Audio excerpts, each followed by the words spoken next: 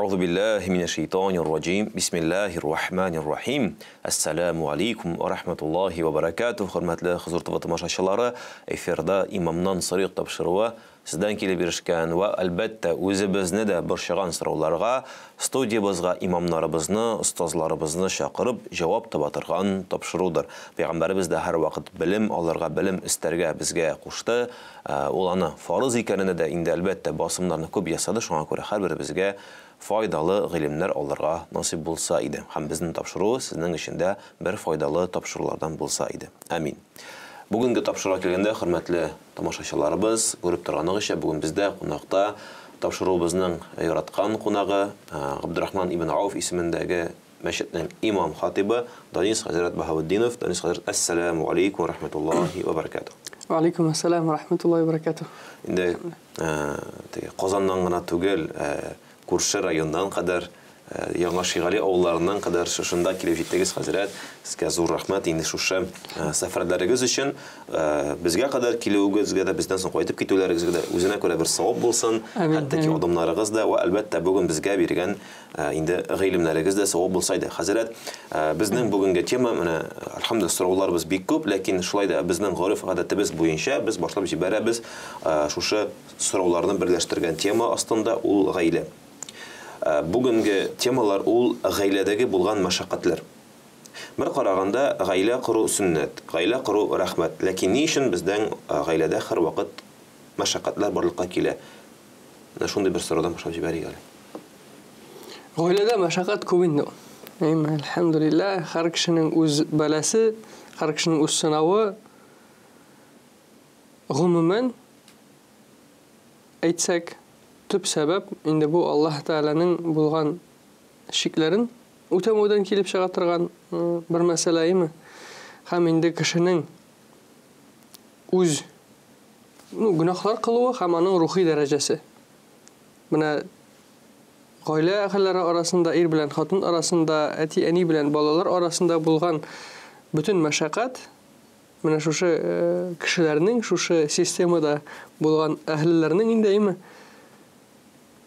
Özlərinin ruhi dərəcələrinə qarab birilə.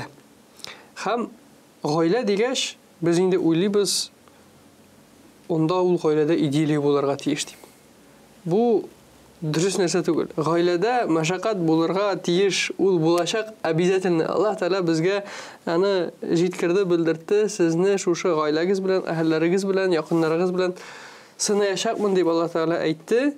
Ham biror türlü nizaq kelib chiqdi ekan, biror türlü shunday mashaqqat kelib chiqdi ekan, bo'lsin u munosabatlar arasında, bo'lsin u g'oylaga tushgan biror türlü shir yoki avruv orqasida, bo'lsin u yoki yanda moddiy holatga qaragan bo'lgan bir qiyinlik aymi?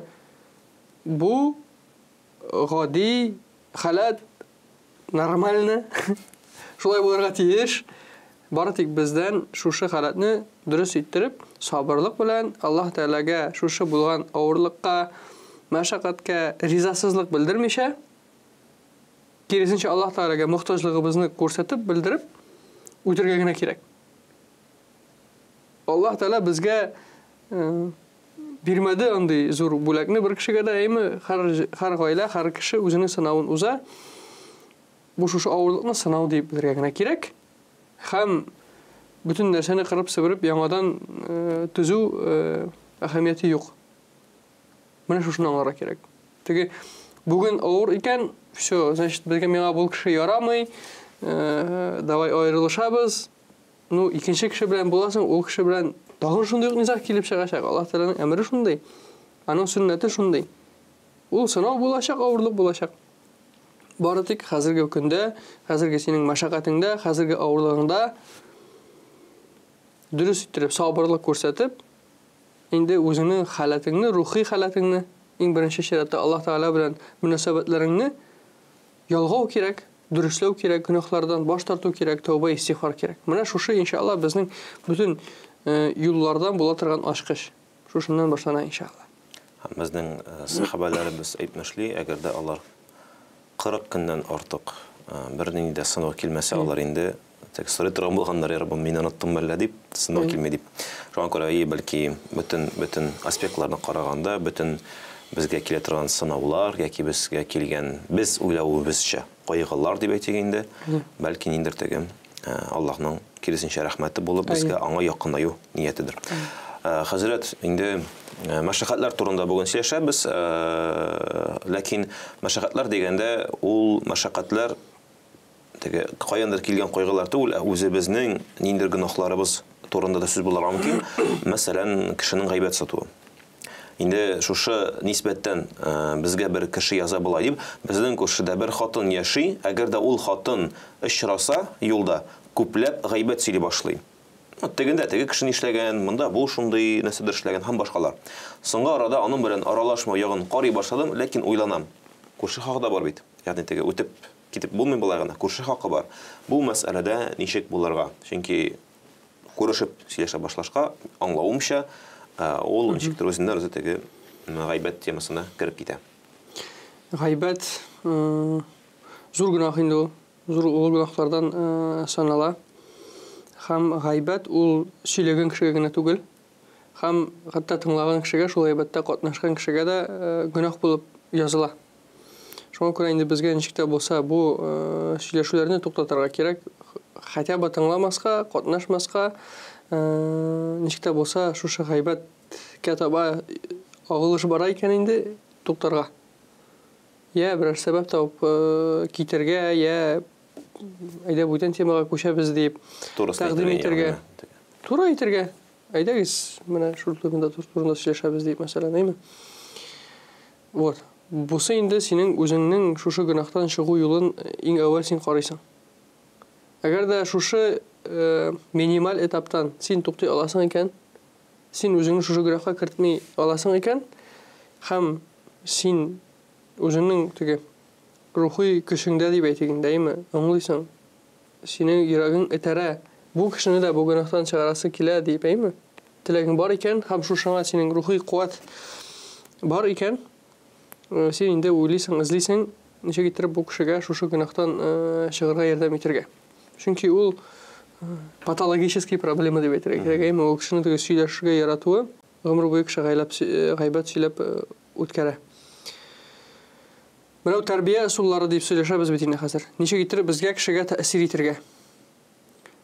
Пәйгамбәрбез саллаллаһу алейхи ва салламның хәдисләрендә нәрсә дип әйтелә? Пәйгамбәрбез саллаллаһу алейхи ва саллям әйтә, әгәр дә берәр зулым эшләнә икән, син аны күрәсең икән, син аңа шаһид булдың икән, сиңа инде тырышырга кирәк бу зулымны туктатырга, кулың белән яисә сүзең белән туктата кемнең нинди мөмкинчелеге бар. Әгәр дә туктата алмыйсың икән инде, хәтта бу йөрәгеңдә булса да син шушы зулымлыкка каршы, шушы гөнаһка каршы нәфрәт булдырырга тиешсең. Һәм бу йөрәгеңдә генә шушы нәфрәтне булдыру ул инде иманның иң түбән өлеше дип әйтик.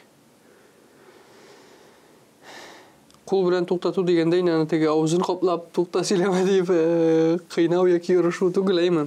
Сүз белән әйткәндә дә матур сүз белән әйтергә кирәк. Бу менә кешегә амру бил ма'руф ва нахю анил мункар дип әйткән нәрсәне үтәү, әйме? Предостережение яки гөнаһлыктан, макрух булган эшләрдән туктату һәм яхшылыкка өндәү. Сразу теге кешене тукмаклап, аны теге начар сыйфатлар белән сыйфатлап виш бетереп ату дөрес түгел. Төп кагыйдә бу эштә минимальны нәрсә эшләргә кирәк, шушы эш тукталсын өчен шуны гына эшләргә. Мәсәлән, сүз белән әйтүең җитә икән, сиңа аны теге авызын капларга кирәк түгел. Кыйнарга кирәк түгел, шундый сүз әйтәсең, начар сүз эшләмә дип. Сүз белән әйтүең җитә икән, сүз белән әйтү бездән таләп ителә. Шушы эшләгәне өчен җәза бирү дигән кебек нәрсә ул инде бүтән төрле мәсьәлә. Бездә андый нәрсә юк, шулай бит. Андый без кешеләрне менә син гайбәт сөйләсәң, шуның өчен сине теге орышабыз дип эшләү андый хак кешеләрдә юк. Бу инде бүтән төрле мәсьәлә. Кеше аңларга тиеш үзенең тәэсир итү мөмкинлеген, тәэсир көчен. Әгәр дә аның шундый шәхсән үзенең статусы яки халаты яки менә әйтү сүзе үтемле икән, әгәр дә аның статусы бар икән, берәр төрле ул авторитетный кеше икән, ул аны әйтеп тәэсир итә ала икән кешегә, ул аны эшләргә тиеш. Әгәр дә аның андый мөмкинчелеге юк икән, аның әйткән сүзе шул ук мөнәсәбәтләрне ярагайтуга китерә икән, аңа менә шушы минималь әйбер шушы гөнаһтан үзенә китү юлын эзләргә кирәк. Әйне тәэсир итәргә килгәндә ул үзенең мөмкинлегенә карарга тиеш. Шундай әйтем бар. Бу инде рухи устазларыбыз сүзләреннән әйме. Менә Ташбака ди үзенең балаларын күзе белән карап тәрбияли. Ул бит инде сүз дә әйтә алмый, теге урышып та, сугып та өйрәтә алмый. Ул аны күз карашы белән тәрбияли. Һәм инде шундай рухи көч дигән нәрсәне әйткәндә, әйме менә кайбер кешенең кайвакыт кайбер шундай көчле галимнәрнең әйме яки анда устазларыбызның шундай бер карашы җитә сиңа, байтыр бер карап кую, әйме теге шундай катыйтыр бер карап кую, уже җитә, все син аннан туктыйсың. Менә шушы рухи көчкә ирешергә һәм инде шушындый дәрәҗәгә ирешергә тырышырга безгә кирәк. Әгәр дә без менә шушы тәэсир итү мөмкинлеген үзебездә арттырасыбыз килсә, безнең сүзләребез үтемле булуын теләсәк, безгә иң әүвәл үзебезгә әйме Аллаһ Тәгаләнең сүзләрен йөрәгебезгә кертергә кирәк. Һәм инде менә бу ниятләрне кылганда, кешегә тәэсир итү юлларын эзләгәндә, без инде Аллаһ Тәгалә ризалыгы өчен дип, мине шундый яхшы кеше дип белсеннәр дип әйтсеннәр өчен дип түгел, әйменне Аллаһ Тәгаләнең сүзен ирештергән кешегә бу кешене гөнаһтан чыгарырга кирәк бит инде дип, менә Аллаһ Тәгаләнең әмерен ирештерү дип, менә шундый ният белән әйтелгән сүз, иншаллах, ният чисталыгыннан менә шу тәэсир көче иншаллах артачак. Ниятең чиста булса, иншаллах, синең әйткән сүзең ирешәчәк. Һәм инде аңларга кирәк, бер әйтеп кенә кеше үзгәрми. Гомер буе анда гөнаһ кылып яткан кешегә бер әйтеп кенә аны туктатып булмый. Безгә инде шушы эшебездә нидер бер катгыйлык булырга тиеш, ниндидер бер юллар, ысуллар без эзләргә тиеш. Һәм инде кешенең йөрәгенә кереп, аның йөрәгендә ниндидер бер авторитет булырга, мәсәлән, әйме, һәм шушы авторитет булганнан соң, синең сүзеңә карый башлаганнан соң, уже үзенең тәэсиреңне, яхшы әйтәсе сүзләрне, Аллаһ Тәгаләнең сүзләрен ирештергә була. Тәэлиф дип атала инде бу, әйме, безнең диндә аны мәхәббәт, үлфәт подготовить, әзерләргә кирәк почву, җирне, синең сүзләрең, синең аккан шундый удобренияларың, суың йөрәккә ирешсен өчен. Просто так бездумно уйлап бетермичә, аңламыйча шуның тирәнлеген сөйләп, былай эшләргә ярый, былай эшләргә ярамый дип катгый булу, каты булу, өйрәтүчән шундый назидательный характер белән өстен бәреп әйтү, үзене яхшы кеше дип күрсәтүгә теләүләр, ул нәтиҗәгә китерми.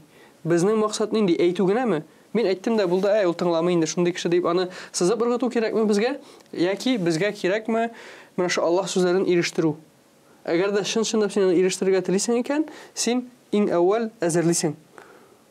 Менә без җирне казыйбыз, яздан әйме әзерләп куябыз, шуннан соң аны теге бәрәңгесен нуртабыз, аннары үсеп чыгуын көтәбез. Монда да шул, синең бер әйткән сүзең, ул каты җиргә ятып, ул анда тамыр җәеп китмәячәк. Башта орлыкны утыртыр өчен әзерләргә кирәк җирен, аннары утыртырга кирәк, аннары суын сибеп торырга кирәк, гел постоянно ухаживать итәргә кирәк. Артыгын тоже әйтеп куймаска кирәк. Менә это бу инде бик шундый искусство. Искусство. Монда инде борчылу кирәк, ихлас борчылу кирәк, һәм инде юлларын эзләп белергә кирәк. Творчество. Подход табу кирәк. Меніңше бу теге сорау бирүче кеше хәзер инде беренче очракта гыйлем алырга киткәндер, хәзер сезнең сүзләрдән соң аз булса да. Иншаллах бик файдалы була. Бик файдалы булыр һәм әлбәттә гайбәт тыңлаучыларда, гайбәт сөйләүчеләрдә уйлап куйганнардыр үзләре турында, ләкин шулай да теге менә без гайбәт дип әйтәбез дә, кайбер кеше әйтергә мөмкин, менә хавыкып утырам, ул очраса гайбәт сөйли башлый, тегендә теге кеше эшләгән, монда буш эшләгән. Ләкин ул гына очрамый бит. Мәсәлән, студентлар укырга керәләр. Инде бер мисал гына. Атналар үтә, мәсәлән, айлар үтә, алар бит һәр вакыт кайтып торалар. Әниләр яна.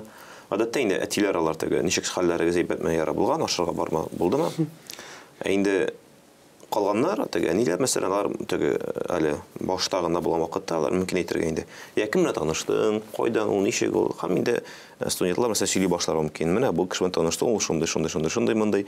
Менә мосын яратмыйм мин, потому что шундый. Китәм. Кеше үзеннән үзе теге үзенең хатирәләре белән бүлешәм дип, бәлки теге ихластан, ләкин теге гайбәт дип уйламыйча да кирип киткән ысуллары күп. Шуңа күрә определение дип әйтәйин теге гайбәткә нәрсә ул гайбәт. Чөнки кайчакта кешегә әйткәч, әйдә дустым, бу бит гайбәт калдырык дигәч, аларның әйтергә яраткан сүзләре бар. Бу дөресен әйтәм бит. Теге шуңа күрә инде пәйгамбәрнең хадисе бар, теге дөрес ул теге гайбәт, менә дөрес булмаса ул теге бохтан булыр, яла ягы булыр. Шуңа күрә нәрсә ул гайбәт, аның теге формалары хәзрәт, бәлки теге менә бәлки яшерен өлеше бар, то есть кеше белмәй ул гайбәт сөйли, бәлки ул кешене специально әйтәләр, ләкин шулай да динебездә нәрсә ул гайбәт булып нәрсә санала, нинди сүзләр гайбәт булып, бу гайбәткә керә дип әйтик инде. Сүзләр генә бәлки аңлашылды. Аңлашылды. Гайбәт асылда нәрсә ул? Ул синең башка кеше турында аның хакында сөйләвең, шу сөйләвеңдә әгәр шушы кеше ишетсә, аңа ошамый торган берәр нәрсә булса, аның күңеленә ятышмый торган, менә син аның турында нәрсәдер әйтәсең, ул хак булса да, әгәр дә ул аңа ошамый икән, бу уже аның турында гайбәт була. Һәм инде сез әйтеп киттегез, дөрес итеп, әгәр дә ул хак булса да, ул гайбәт, әгәр дә аның турында сөйләгәнең синең хак түгел икән, яки син аны ничек тә булса арттырып җибәрдең икән, үзеңнән теге үзеңнең личный оценканы кертең икән, шушы сөйләвеңдә без бит инде тоже үлчәмибез, арттырып сөйләргә яратабыз, ул уже бухтанга керә. Бухтан ул уже зуррак гынах. Яла ягы ул уже зуррак гынах, гайбәткә караганда гайбәт аның тәэсире көчле. Менә без әйтәбез, әйме? Аллаһ Субханаһу ва Тааля Куръан-ы Кәримдә аңлатып әйтә, синең ди ул гайбәт кылуың, синең шушы кардәшеңнең үлек итен ашау кебек дип безгә сүрәтли. Шуның кебек фахши гамәл дип күрсәтә Аллаһ Субханаһу ва Тааля. Менә без кешегә зарар китергәндә, китерә алабыз аңа зарар менә аның тәненә, бәдәненә дип әйтик. Суктык, кыйнадык, менә ул зарар китердек. Ул менә шушы үзенең шушы тәнендә авыртуны сизде. Ә бар кешенең социаль тәне дип әйтик. Ул кешенең булган менә җәмгыятьтә кешеләр арасында булган сүзе, дәрәҗәсе, статусы, аңа карата булган ышаныч. Әйме? Кайчан син гайбәт сөйлисең, син аның менә шу теге физический тәненә түгел, ә менә шу социаль тәненә зыян китерәсең. Аның дәрәҗәсен төшерәсең җәмгыять арасында. Бар физическое тело, бар социальное тело гораздо больше, ведь не олаймы безнең теге еллар буе авторитетка дип әйткән сүзебезне тыңлап тотып, үзебезнең кешеләр арасында булган дәрәҗәне күтәргән эшебез синең бер сүзең белән хоп кимеп куярга мөмкин. И һәм инде ул менә шул ягы белән начар. Шул ягы белән ул гөнаһның нинди начар икәнен күрсәтә менә шу гайбәтнең. Пәйгамбәрбез заманында да мин хәтерлим шундый бер вакыйганы сахабалар арасында Пәйгамбәрбез читтә булмагандарак берсе шулай инде кысып чыгарды бер итне һәм аптырагач Пәйгамбер әйтте, сез бит гайбәт саттыгыз, менә сезгә Аллаһ Тәгалә явны күрсәтә. Менә шушындый гөнаһ рәвеше дип. Теге алар үзләре аптырап калдылар, нәрсә бу дип теге Пәйгамбәрбез аңа әйтте, менә бу сезгә шундый бер явны гөнаһ икәнен күрсәтеп тора торган әйбер. Чыннан да шундый бер булды. Менә сез әйткән мисал, сез әйткән аятны китергәнне Аллаһ Тәгалә аларга шулай күрсәтте чынлап. Һәм менә шушы аятлар әлбәттә безгә инде бер дәрес булып торсалар иде. Инде бу әле минем исемдә шундый вакыйгалар, мәсәлән, берәр төрле зур гына галим яки патшалар турында гайбәт сатсалар, һәм инде берәр кеше килеп, эй остаз, менә синең турында гайбәт саттылар дип әйткәч инде ул әле шушы гайбәт сатучыны да гайбәт сатканны хәбәрен алып килүчене ырышалар иде. Син нәрсәгә монда килеп алар турында гайбәт сатасың, минем турында гайбәт саттылар дип. Яки инде киресенчә хатлар язып, акчалар тыгып бирәләр иде бу кешегә, бар илтеп бирәләр дип. Теге кеше инде аптырагач нәрсәгә дип ул җавап кайтара. Минем булай да гөнаһларым күп. Һәм Аллаһка шөкер, кемдер минем турында гайбәт сатып, минем гөнаһларымны үз өстенә ала дип. Сиңа рәхмәт, менә дустым, мин сиңа акча җибәрәм, син минем гөнаһларымны әз булса да үзеңә алдың, зур эш башкардың дип инде. Менә бу галимнәр турында сез әйттегез, тагын өстәп китәсе килә инде, бу галимнәргә генә калмый, без бит инде белмибез, кемнең нинди Аллаһ Тәгалә каршында дәрәҗәсе. Шундый хадис бар, галимнәрнең ди ите агулы. Менә шу гайбәт турында сүз бара, аларның ите агулы дигәндә, аларның Аллаһ Тәгалә каршында дәрәҗәләре зур. Һәм син алар турында начар сүз әйтеп, үзеңә агу үчәсең. Син ул гайбәтне сатып, үзең агу үчәсең, сиңа аның тәэсире точно булачак. Сиңа әйткән сүз точно тәэсире кире әйләнеп кайтачак, һәм инде һәрбер гөнаһның тәэсире кире әйләнеп кайта. Гайбәтнеке инде бу аеруча әйткәндә менә шу галимнәрнең Аллаһ Тәгалә каршында якын булган кешеләрнең гайбәте, әйме? Кешегә нык агу булып кайта. Шуңа күрә без беркемнең дә Аллаһ Тәгалә каршында нинди дәрәҗә икәнен белмибез. Шуңа күрә безгә куркырга кирәк генә. Шу үзебезнең гөнаһларыбыздан телебез, конечно, безне әллә кайларга илтеп атырганбыз. Ике йозак арасында торган тел йозакларына тиз ваташу. Ул потребность, вот нәрсәдә булса кеше турында сөйләргә кирәк, алар турында аларны начар иттереп күрсәтеп, үзеңне яхшырак иттереп, яхшы кеше дип, борчыла торган кеше дип күрсәтеп, син инде үзеңнең теге самомнениеңне арттырасың, үзеңне яхшы кеше дип. Бәлки бу тагдан инде шундый хәзрәт кешенең күңеле тыныч булмаганлыктан, үзенә урын һәм үзенең урынын күрә белмәгәнлектән, нәрсә әйтмешли, әз булса да үз бәясен күтәрү, самооценкасын күтәрү һәм кешеләр янында менә бар бит теге бер генә надан да үзен теге надан кешегә әйтми дип теге. Аллаһ һәрвакыт үзен теге галимрәк итеп күрсәтәсе килә, шуңа күрә ничек тагынрак үзеңне яхшы дип күрсәтергә, калганнарның дәрәҗәләрен төшереп була. Син алар дәрәҗәсенә күтәрә алмасаң да, син беләсең, бит зур дәрәҗәдә кеше. Син бер кайчан да мәсәлән күтәрелмәскә мөмкин. Ләкин син сашый аласың, үзенең ялган сүзләрен белән яки гайбәтләрен белән аларның дәрәҗәләрен төшерергә тырышырга мөмкинсең. Һәм бу инде шир, бу авыру инде шундый. Бу самооценка монда эшләргә кирәк. Эшләргә кирәк. Мосы өчен инде аерым килер, без сезгә хәзрәт аерым чакырырбыз самооценканы күтәрү мәсьәләсендә. Хәзрәт, шулай ук кызыклы сораулар алда күп әле, әйдәгез тагын берсен карап китик. Һәр вакыт аерылулар күп булу мәсьәләсе мине борчый.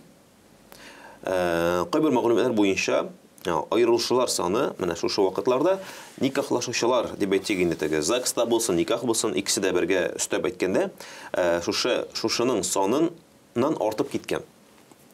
Бу саннар елдан-ел арта бара, бу хәл ителә торган мәсьәләме дип сорау бирәләр.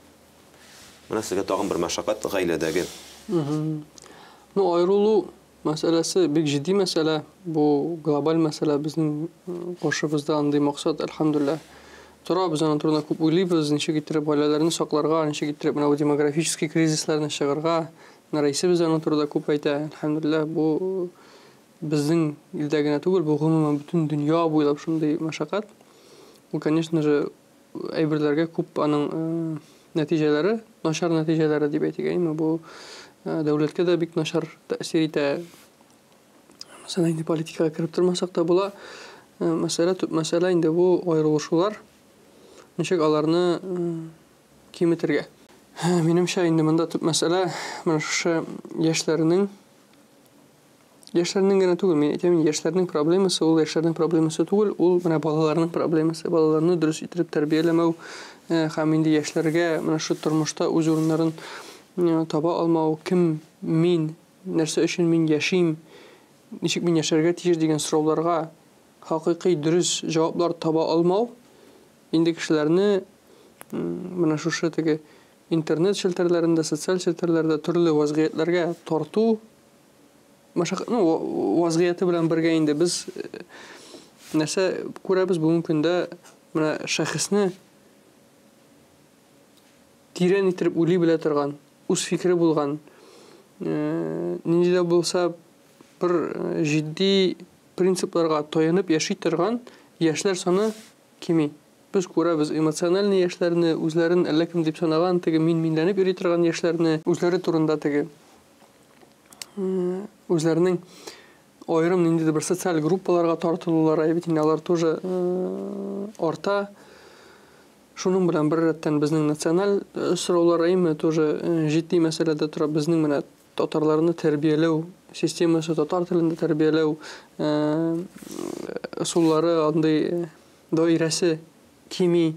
Шунлыктан инде без 20-25 яшьләргә күрәбез, психикасы полностью шушы дөньяга бирелгән, дөньяда булган bütün ләззәтләрне бөтенесен татып, карап, күреп каласы килгән һәм бернинди авторитетлары булмаган яшьләрне алар киләләр гаиләгә, алар киләләр бер-берсенә ярдәм итеп бу дөньяда Аллаһ Тәгаләнең ризалыгына ирешергә түгел, үзләренең шәхси мәнфәгатьләрен үтәр өчен киләләр. Алар теге гаилә корып, бер-берсенә терәк булып, бер-берсенә җылылык биреп, берсе турында кайгыртып яшәргә түгел, а наоборот, мин синнән алам, мин синнән алам. Син миңа, мин сиңа дигән шундый теге торговый отношениялар кебек гаиләгә киләләр һәм инде бәясе әйбергә туры килми башлагач, ачыклана башлагач, кешеләрнең битендә теге влюбленность бар, эйфория бар, шул китә, обыденность башлана, гаилә проблемалары башлана, шушы проблемаларда уже кеше икенче кешене күрә башлый. Һәм шушынлык белән уже кеше шушы авырлыкларны үтәсе килми. Гомумән кеше яшьләр дип әйтгәндә тормыштагы авырлыкларны үтәселәре килми. Чөнки кичкенә вакытта аларны өйрәттеләр. Җылады икән, мәсәлән, конфет, мәсәлән, телефон түлке җыламагана. Без өйрәтмәдек аларны шушы тормыш авырлыкларын күтәрергә. Без өйрәтмәдек аларны көндә, мәсәлән, нинди булса бер җаваплылык алып, өйдәге эшләрне эшләтергә. Безгә лишь бы алар теге җыламадылар, лишь бы алар безне лишний раз тоже напрягать итмәделәр. Чөнки без үзебез дә арып кайтабыз эштән, әйме, алар белән утырырга вакыт юк. Аларга дини тәрбия бирергә вакыт юк, Коръән укырга, Пәйгамбәр саллаллаһу алейһи ва саллям сирасын сөйләргә безнең уже эштән арып кайтканнан соң, көне буе звоноклардан айтырып утырганнан соң, уже безнең вакыт көч юк. Кайтып җитәсең, балага телефонны бирәсең, яки анда инде уеннарга только безгә ял итәргә бирегез ди, без яшибез. Шуннан алар үсәләр, нәрсә без алардан көтә алабыз. Шу вазиятта безгә инде олыларга шушы яшьләрне урышырга түгел, хәзер әйме аларга булышырга кирәк. Шушы гаиләләрне ничек тә булса сакларга. Әти-әни белән шушы гаиләгә кереп, аларның ыгы-зыгыларын, авырлыкларын әзрәк үзләренә алырга, әгәр дә без телебез икән инде шушы халатны үзгәртергә. Бу инде теге локальны, менә шушы гаиләне ничек сакларга дигәндә булышырга кирәк аларга авырлыкларны чыгарга. Теге яки хатын яклыгына, яки ират яклыгына булып булмый. Без булырга тиеш гаилә яклы, гаиләне саклау яклы. Һәм инде монда теге кайбер кешеләр әйтә, хатын-кызны, например, әрли, икенче яклар бар, хатын-кызлар иратларны әрлиләр, булар дөрес түгел, тегеләр дөрес түгел. Юк, безгә хәзер уйларга кирәк, кем гаепле түгел, ничек безгә сакларга, менә шуның турында уйларга кирәк. Һәм инде алга таба карарга кирәк. Без бит инде гел теге янып торган нәрсәләрне генә сүндереп ерак китә алмаячакбыз. Мондый проблема гел артачак. Безгә инде яшьләрне, балаларны кичкенәдән үк менә шушы зирәклеккә, шушы төплеккә ирештерү юлларын булдырырга кирәк. Ирештерү даирәсен булдырырга кирәк. Ничек безгә менә грубо говоря баланы 18 яшькә яки 21 яшькә ул дөньяның нәрсәдән тора икәнен аңлавы. Бу дөньяда нинди аны авырлыклар көтә, нәрсәгә әзер булырга, нәрсә ул гаилә, нәрсә ул җаваплылык дигән менә шушы бөтен системаны дөрес иттереп кичкенәдән уже солу юлларын, ысулларын безгә уйларга кирәк. Укыту системасына да керә, садик системасына да керә. Моны инде бәлкем без андый структураларга андый җаваплылыкны бирә дә алмыйбыз. Бу гомумән әти-әнинең шәхси җаваплылыгы. Әгәр дә без бүгенге көндә балаларыбыз өчен шатланып, аларның менә үз гаиләләрендә үз бәхетләрен табып, бер-берсен яратып, менә бәхетле яшисләрен теләсәк, без уйларга тиеш, без аңларга тиеш, без моны уже 2-3 яшьтән үк аның турында уйлап шушы максатларга әзерләргә тиеш. Без аңларга тиеш, бүгенге көнгә вазгыять нинди ул, без нинди тормышка баланы әзерлибез, нинди әле без бүгенге көндә яшибез, без белмибез, безнең балабыз үсеп җиткәндә нинди вазгыять булачак. Тагы да кыенрак булачак. Ул интернет нәрсәләр, ул теге нәрсә генә булып бетмәсә, без белмибез. Һәм безгә менә шушы әзгән алгарак китеп карап, шушы алдарак булган тенденцияларны күз алдында тотып, шушы балаларыбызны кичкенәдән үк тәрбияләргә кирәк. Бары тик шулай гына мин үземчә шәхсән күрәм шушы аеруларның статистикасын үзгәртү юлын. Һәм инде бүгенге көндә булган гаиләләргә без тырышабыз форумнар ясарга, төрле мөмкинчелекләр табырга, ничек иттереп менә шу ирләрне ир дәрәҗәсенә ирештерү, әти дәрәҗәсенә ирештерү юлларын табырга безгә инде тырышырга кирәк. Ирләргә күбрәк булырга кирәк. Ирләр янында, олылар янында, галимнәр янында. Алардан менә шушы рухи тәрбияне алып, алардан менә шу нәрсә ул ир булу, нәрсә ул җаваплылык, нәрсә ул әти кеше булу дигән менә шу образларны йөрәккә сеңдерү алу. Ничек тә булса менә шу юлларны безгә эзләргә кирәк. Достойный мужья, безгә шундый достойный кешеләрне, аларның җәмгыятен, җәмәгатен эзләргә кирәк, шулар арасында булырга кирәк.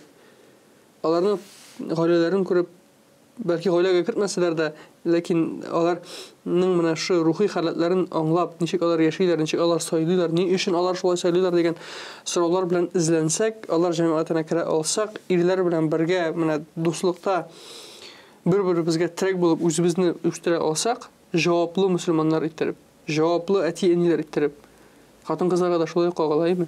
Менә шу психология нәрсәләреннән чыгып, эмоциональ булып, миңа шундый, миңа все дозволено, миңа шул кирәк, бусы кирәк дип шундый тенденцияларга бирелмичә,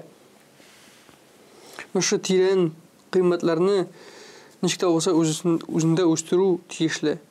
Әйе, әлбәттә, безнең бу сорауда конкуренция зур. Анда ул психология, ул блогерлар нәрсә генә сөйләми, шулай бит, алар очень убедительный. Безгә инде шулар каршында имамларга, хәзрәтләргә, тәрбиячеләргә тагы да ныграк, убедительныйрак булырга кирәк, тәэсир итә белергә кирәк, аңлата белергә кирәк.